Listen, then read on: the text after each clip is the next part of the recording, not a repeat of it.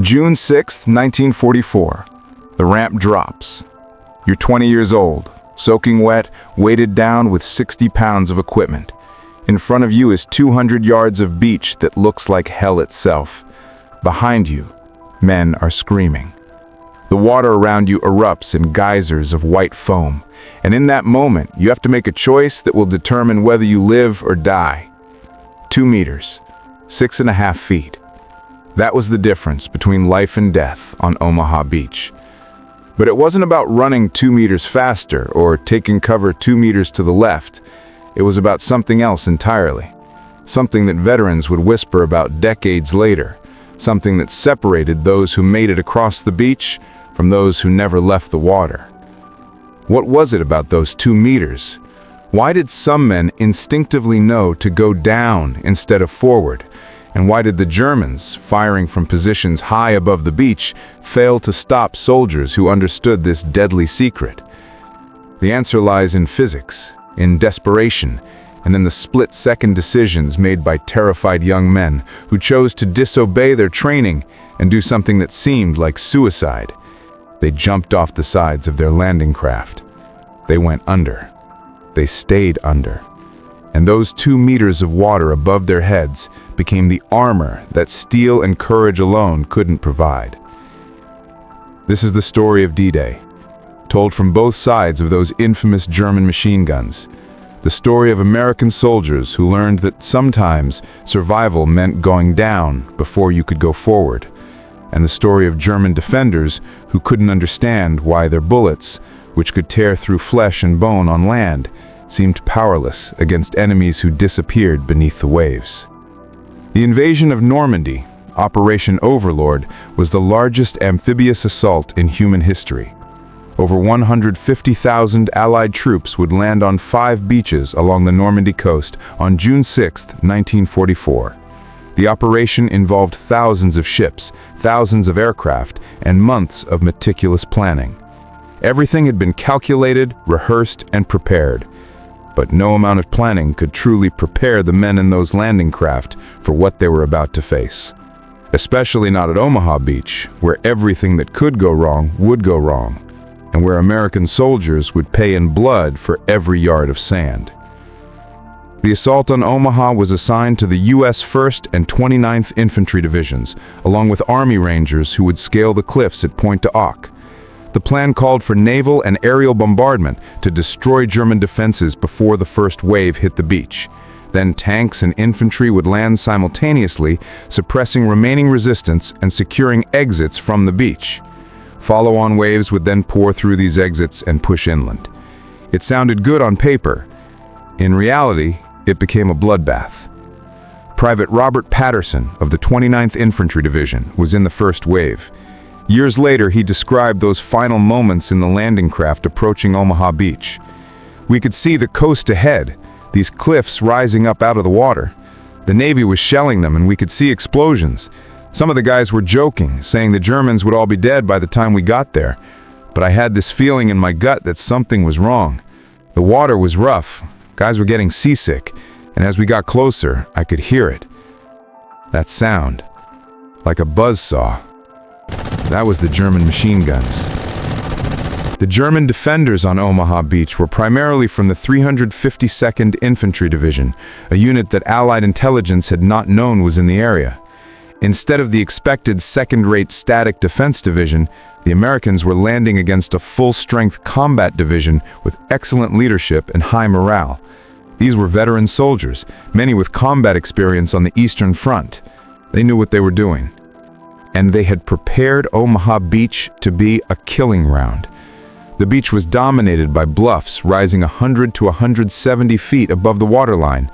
These bluffs provided perfect positions for artillery, mortar, and machine guns that could cover every inch of the beach with overlapping fields of fire. The Germans had constructed concrete bunkers and fighting positions, laid thousands of mines, and installed beach obstacles designed to destroy landing craft. The beach itself was about 300 yards deep at low tide, from the waterline to the seawall at the base of the bluffs. It was divided into sectors with code names: Charlie, Dog Green, Dog White, Dog Red, Easy Green, Easy Red, and Fox Green. Each sector would see its own horror, but Dog Green, where the 116th Infantry Regiment landed, would become the deadliest sector on the deadliest beach of D-Day. At 6:30 a.m., the first wave of landing craft approached the beach. The naval bombardment had lifted. The bombers had missed their targets, dropping their payloads inland due to cloud cover and fear of hitting the approaching landing craft. The German defenses were intact and fully manned, and the defenders were waiting. Obergefreiter Franz Gokel was a machine gunner in a bunker overlooking Dog Green sector. He later described what he saw that morning. "We could see them coming from far away. So many boats, hundreds of them. We knew this was the invasion everyone was talking about. Our officer told us to wait, to let them get close. We could see the boats clearly now, maybe 400 meters away. The ramps started to drop. We could see the American soldiers inside. And then we opened fire." The MG-42 machine gun, which the Germans called Hitler's buzzsaw and the Allies called Hitler's zipper, fired at a rate of 1,200 rounds per minute. That's 20 rounds every second, so fast that you couldn't distinguish individual shots, just a continuous tearing sound. Multiple MG-42s firing simultaneously created a wall of lead that nothing could survive. When the ramps dropped on those first landing craft, men fell before they could even step into the water. The German machine gunners had pre-aimed their weapons at the exact spots where the ramps would drop. They didn't have to aim. They just pulled the trigger and held it, hosing down the exits of the landing craft with hundreds of rounds. Private Patterson's landing craft was hit by machine gun fire while the ramp was still up. Bullets punched through the steel like it was cardboard. Men were hit inside the boat. There was screaming, blood everywhere. When the ramp dropped, the lieutenant at the front was cut in half by machine gun fire before he could take a step. Men behind him fell on top of him. Some of us jumped off the sides of the boat. I didn't think about it, I just jumped. I went under, deep under. And that's what saved my life. This was the moment.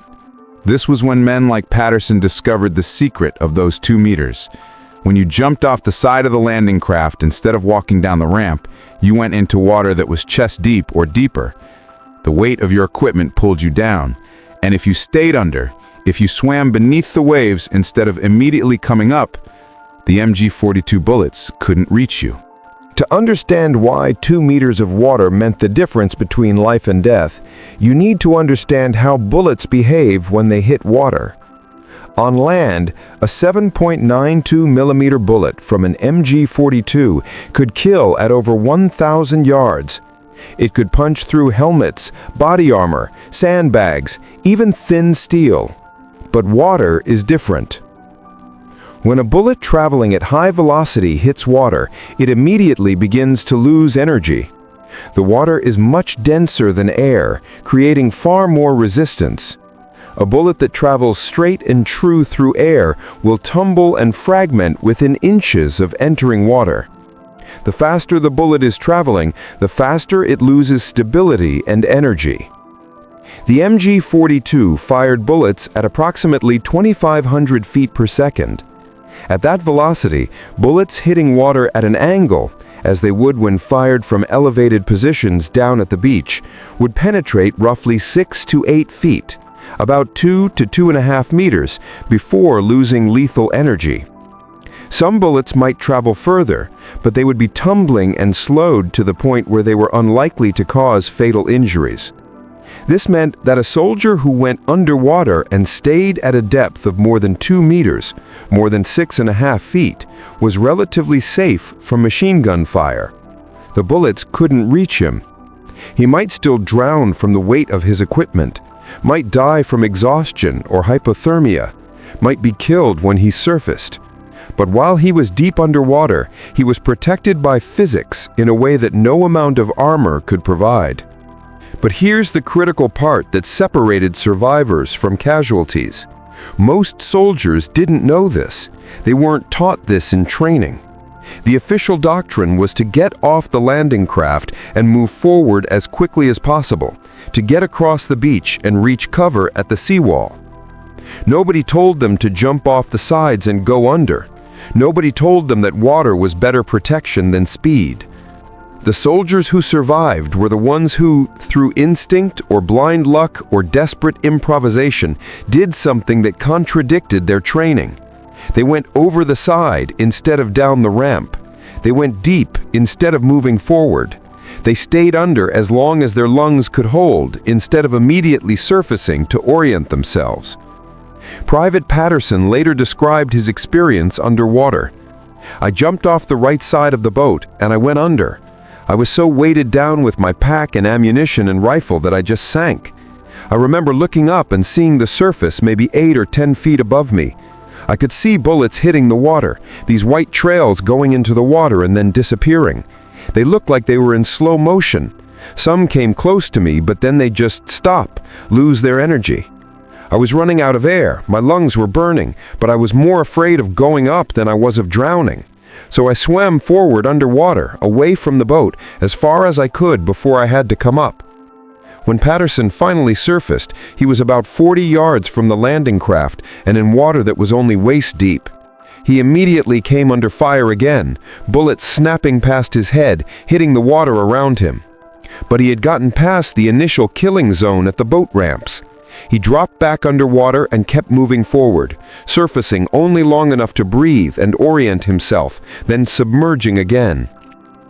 This technique, born of desperation rather than training, saved his life and the lives of dozens of other soldiers who figured it out in those first terrible minutes.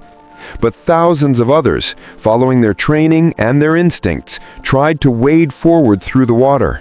They stayed on the surface where they could see and breathe and move faster, and the German machine guns cut them down by the hundreds. From his bunker, Obergruppenführer Göckel watched the slaughter with a mixture of professional detachment and growing horror. "We fired continuously. The barrel of my MG-42 was glowing red. My assistant gunner kept changing barrels, feeding new ammunition belts. Below us, the Americans were dying. I could see them falling in the water, floating face down. The water was turning red, but they kept coming. More boats, more soldiers. Some were swimming underwater. We could see them sometimes when the water was clear, but we couldn't hit them when they were deep. The bullets would hit the water and disappear. We had to wait until they surfaced." The German defenders had the advantage of height, firing from positions that were 50 to 100 feet above the beach.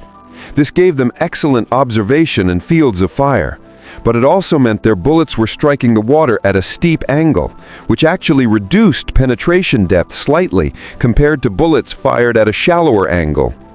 A bullet hitting water at a 60-degree angle doesn't penetrate as deeply as one hitting at 30 degrees, though both still follow the rough rule of 2 meters maximum lethal depth. Some German defenders noticed that Americans who went underwater seemed to disappear and then reappear closer to the beach. A few tried to predict where swimmers would surface and fire at those spots. But the chaos of the battle, the smoke and confusion, and the sheer number of targets made it nearly impossible to track individual soldiers underwater.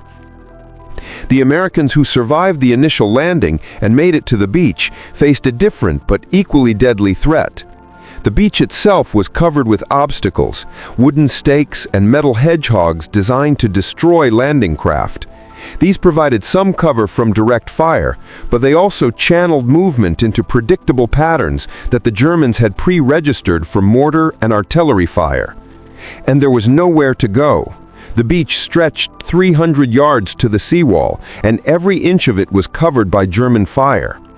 Men huddled behind obstacles, behind the bodies of their dead comrades, in shallow depressions in the sand. Some were paralyzed by fear. Others were wounded and calling for medics. A few tried to advance and were cut down immediately.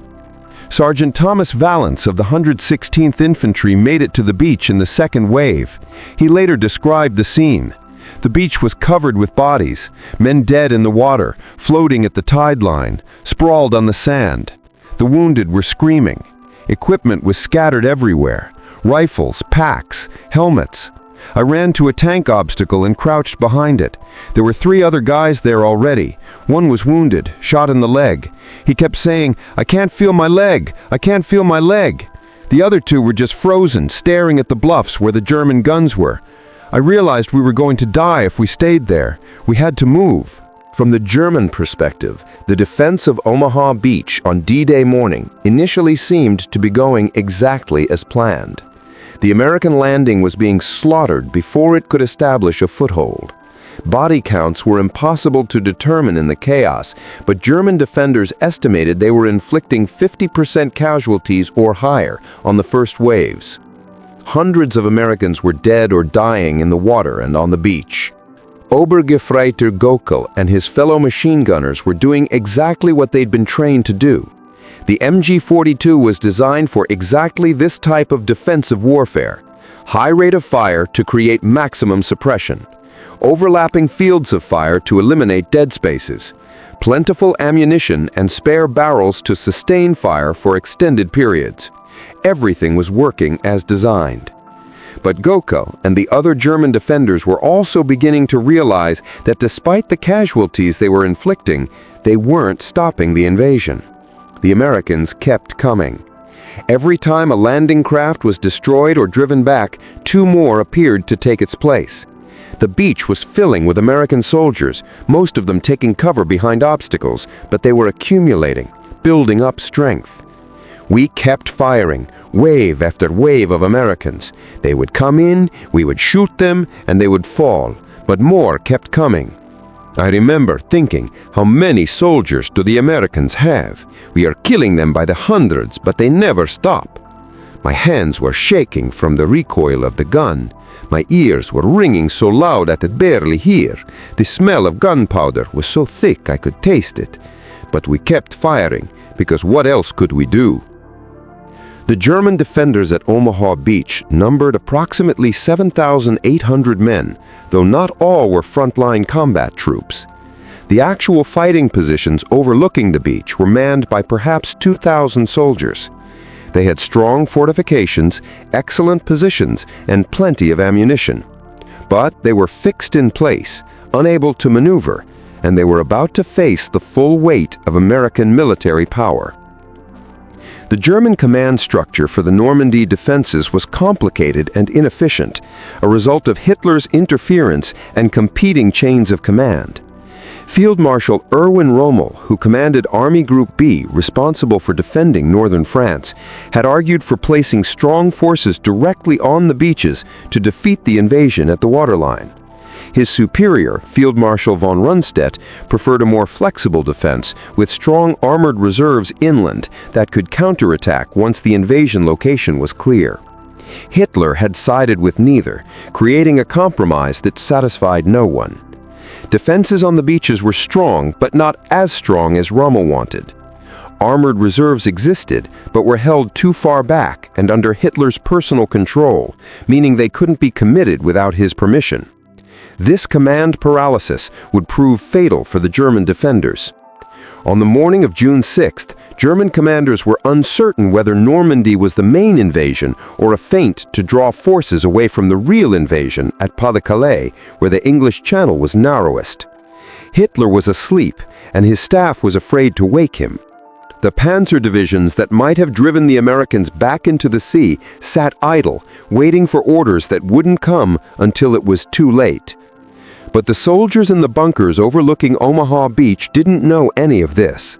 They knew only what they could see. Thousands of American soldiers trying to cross a beach, and their job was to kill as many as possible. And for the first few hours of June 6th, they were doing that job with brutal efficiency. Lieutenant Gustav Pfeiffer commanded a strong point overlooking Easy Red sector. His position included 2 MG-42 machine guns, a 50mm anti-tank gun, and positions for riflemen. From his vantage point, he had a perfect view of the slaughter. I watched the American boats approaching. So many boats I could not count them. The water was full of boats. When they reached the obstacles, the ramps dropped and we opened fire. I saw entire boats worth of men cut down in seconds. The Americans fell like wheat before a scythe. Some tried to swim, going underwater to avoid our fire. This was clever, and some escaped this way, but many drowned from the weight of their equipment. I saw them floating face down in the water. Pfeiffer had been a soldier since 1939. He'd fought in Poland, France, and Russia. He was a professional who understood his duty, but even he was disturbed by what he was witnessing. This was not combat, this was execution. The Americans were brave, impossibly brave to keep coming under such fire, but bravery was not enough against machine guns and concrete bunkers. I remember thinking that if this continued, if we could sustain this rate of fire, the Americans might actually be defeated. We might throw them back into the sea. But Pfeiffer also noticed something that troubled him. Despite the casualties, despite the bodies floating in the water and sprawled across the beach, Americans were still making it ashore. They were taking cover behind obstacles, in shell craters, behind the corpses of their comrades. They were pinned down and seemingly helpless, but they were still alive. And more kept coming. The Americans who had discovered the technique of swimming deep underwater were beginning to reach the beach in sufficient numbers to matter. They came up behind obstacles or in dead spaces where German fire was less intense. They were disorganized, often separated from their units, sometimes without weapons, but they were alive, and they were on the beach. And slowly, desperately, they were beginning to organize. By 7:30 a.m., about an hour after the first landing, Omaha Beach was in chaos. The invasion plan had completely fallen apart. Most of the amphibious tanks that were supposed to provide fire support had sunk in the rough seas. The engineers who were supposed to clear obstacles had taken heavy casualties and cleared only a few lanes. Infantry was pinned down across the entire beach. Officers were dead or separated from their men. Radio communications were failing. Wounded men were drowning as the tide came in. From higher headquarters offshore, the situation looked catastrophic. Reports spoke of massive casualties, total confusion, no progress. Some commanders were considering evacuating the beach and shifting forces to other landing sites that were meeting less resistance. For a few critical hours, the fate of the Normandy invasion hung in the balance at Omaha Beach. But on the beach itself, something was beginning to change. The initial shock was wearing off. Soldiers who had survived the landing were starting to think, to organize, to fight back. Junior officers and NCOs, many of them leading men from units other than their own, were beginning to move small groups forward. Someone had to do something, because staying on the beach meant certain death. Sergeant Valance was one of those leaders. I realized nobody was in charge of our sector. The officers were all dead or wounded, so I started yelling at guys to move. We couldn't stay there. The tide was coming in, and if we didn't move, we'd either drown or die from German fire. I got maybe 10 guys together, none of them from my original unit. I said, "We're going to run to that seawall. Don't stop. If you stop, you die. Run and don't look back." And then I got up and ran. The dash across the beach was the most terrifying thing Valance had ever experienced. The instant he stood up, he felt naked, exposed. German machine gun fire erupted, bullets cracking past his head, kicking up sand at his feet. Men ran beside him. Some fell. He didn't stop to check if they were hit or just taking cover. He just ran, zigzagging, stumbling in the soft sand, his equipment bouncing, his lungs burning. He made it to the seawall, throwing himself against the concrete and stone barrier that ran along the base of the bluffs. 3 other men made it with him. 7 didn't. But now they were at the seawall, which provided cover from direct fire from the bunkers above. But German soldiers could still drop grenades down on them. Mortar fire continued to fall on the beach. Artillery shells crashed into the sand, and they were still 100 feet below the German positions, with steep bluffs to climb. But the seawall became a staging area. Medics worked on wounded. Officers organized scratch units from the survivors. Bangalore torpedoes were prepared to blow holes in the wire obstacles at the top of the bluff. Men shared ammunition, passed water canteens, and prepared for the next phase, the assault up the bluffs. This was when leadership at the small unit level became critical. With most senior officers dead or out of communication, the battle was being fought by lieutenants, sergeants, and corporals who stepped up when needed. One of those leaders was Colonel George Taylor, commander of the 16th Infantry Regiment, who reached the beach around 8:30 a.m. and immediately began organizing the chaos. Taylor's assessment of the situation was brutally simple. He gathered men around him at the seawall and shouted what would become one of the most famous quotes of D-Day. "Two kinds of people is staying on this beach, those who are already dead and those who are going to die. Now let's get the hell out of here." His words galvanized the men around him. They had been pinned down, paralyzed by fear and the sheer weight of German fire. But Taylor was right. Staying meant death. The only way to survive was to go forward, to attack the German positions, to get off this beach. Men started moving, climbing the bluffs, using whatever cover they could find. The bluffs themselves provided unexpected advantages. Once you were climbing, the German positions above couldn't depress their weapons low enough to hit you. They would have to come out of their bunkers and fire down, exposing themselves. The steep terrain that had seemed like such an obstacle now became cover.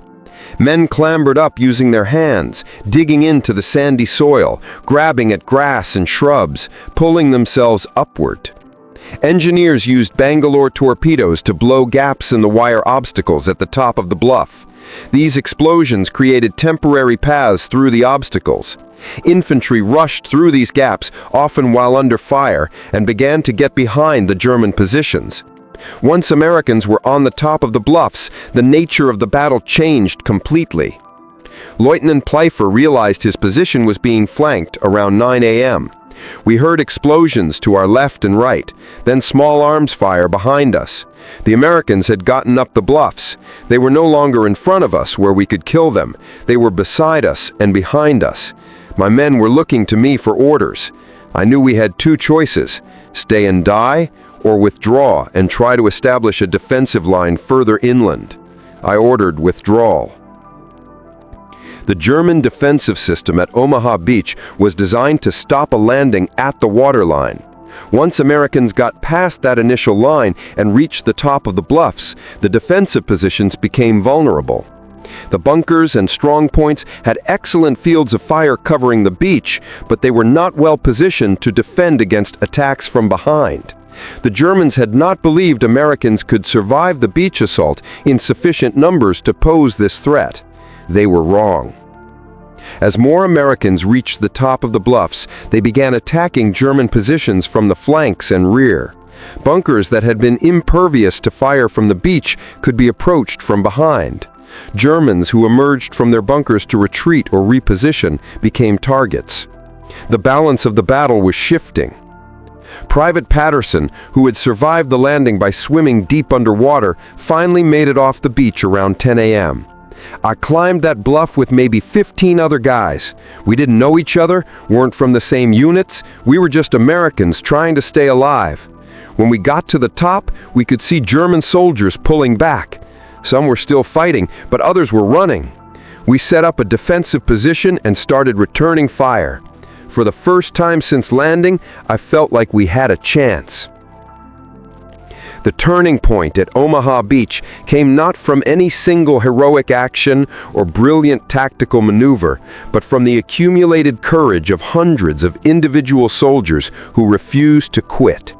Men who had every reason to give up, to surrender, to simply lie down and wait for the battle to pass them by, instead chose to keep fighting. They advanced when advancing seemed impossible. They attacked when they had every excuse to defend. They led when there was no one to lead them. And they survived, many of them, because in those first desperate minutes in the water, they had learned the secret of those 2 meters. Going deep instead of forward, trusting physics instead of training, letting the weight of their equipment pull them down into the relative safety of the deep water where bullets couldn't reach them, coming up only when they had to breathe, then going back under and swimming forward until they reached the beach. By noon on June 6th, the situation at Omaha Beach had stabilized. Americans controlled several exits from the beach and had pushed inland between half a mile and a mile in most sectors. The German defenders were falling back to secondary defensive positions. The crisis had passed. The landing was successful, though at a terrible cost. American casualties at Omaha Beach on D-Day totaled approximately 2,400 killed, wounded, and missing. This was roughly 10 times the casualties suffered at Utah Beach, the other American landing site, and far higher than pre-invasion estimates. Some units suffered casualty rates exceeding 90% in the first wave. The 116th Infantry Regiment's Company A, landing at Dog Green, was effectively annihilated in the first 30 minutes, suffering over 90% casualties. The beach itself was a scene of devastation. Bodies floated in the water and lay sprawled on the sand. Destroyed landing craft burned at the waterline. Equipment was scattered everywhere. Rifles, helmets, packs, ammunition, all the debris of modern war. Medics worked frantically on the wounded. Graves registration teams began the grim work of recovering bodies. Engineers cleared paths through obstacles and mines. German casualties at Omaha Beach were lighter, but still significant. Estimates range from 1,000 to 1,200 killed, wounded, and captured. Many German defenders fought until they were killed or their positions were overrun. Others retreated in good order to defensive lines inland. Some surrendered when their positions became untenable. Obergefreiter Coco survived D-Day. His bunker was attacked from behind by American infantry around 11 a.m. We fought them for maybe 20 minutes, but we were out of ammunition for the machine gun, and Americans were throwing grenades into the bunker. My officer ordered surrender. We came out with our hands up. The Americans were angry, very angry. They had lost many men on the beach. I thought they might shoot us, but they didn't. They searched us for weapons, tied our hands, and sent us down to the beach where prisoners were being collected. I was grateful to be alive. Lieutenant Pfeiffer was killed during the fighting on June 7th as American forces expanded their beachhead. According to German records, he died leading a counterattack against American positions near Vierville. He was 28 years old. For the Americans who survived Omaha Beach, June 6th became the defining experience of their lives. Many spoke of it rarely, the memories too painful or too personal to share. Others spoke of it constantly, as if telling the story could somehow make sense of what they'd experienced. All of them remembered the terror, the chaos, the incredible violence of those hours. Sergeant Valance survived the war and returned home to Pennsylvania. In interviews decades later, he reflected on what happened at Omaha Beach. People ask me if I was scared. Of course I was scared. Everyone was scared. But you can't let fear paralyze you. You have to act. I saw men freeze up from fear, and most of them died. I saw men panic and run directly into machine gun fire, and they died too. The men who survived were the ones who could think through the fear, who could make smart decisions even when everything around them was chaos. Private Patterson also survived and spent his later years speaking to school groups and veteran organizations about D-Day. He always emphasized the importance of adapting to circumstances rather than blindly following plans.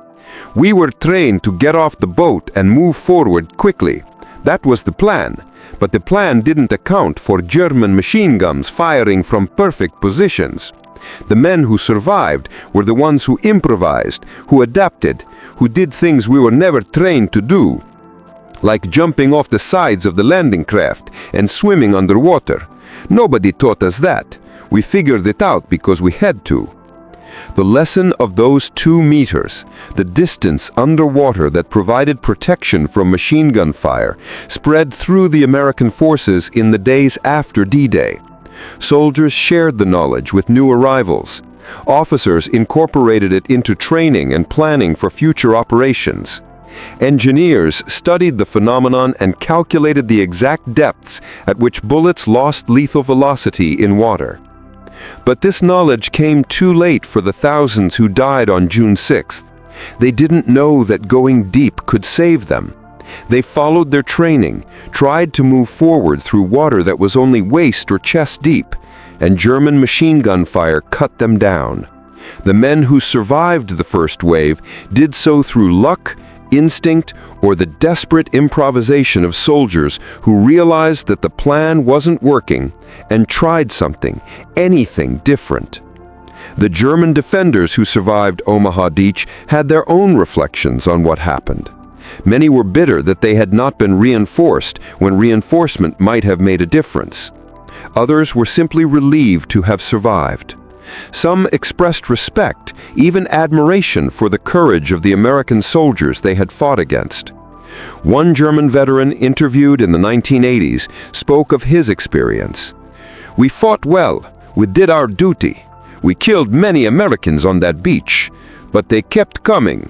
That is what I remember most. No matter how many we killed, more kept coming. That kind of determination, that refusal to quit even when facing certain death, that is what defeated us.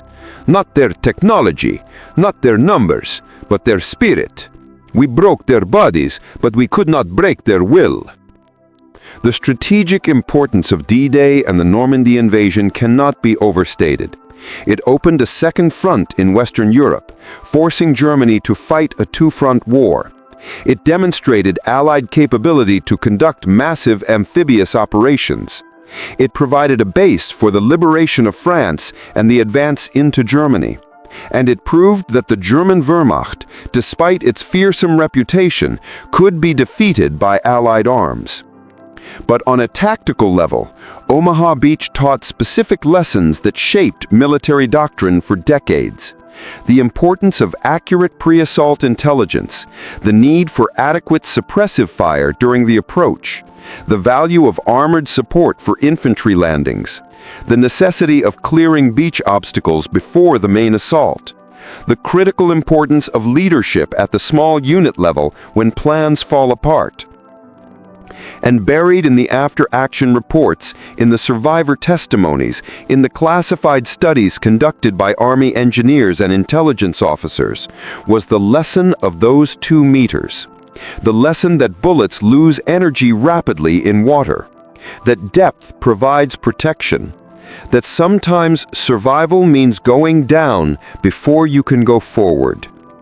This knowledge would be incorporated into amphibious warfare doctrine. Future landing forces would be trained to use water as cover. Tactics would be developed for underwater approach and movement. Equipment would be designed to be more manageable underwater. The terrible lessons learned at Omaha Beach would be paid forward, hopefully preventing others from dying as so many had died on June 6, 1944.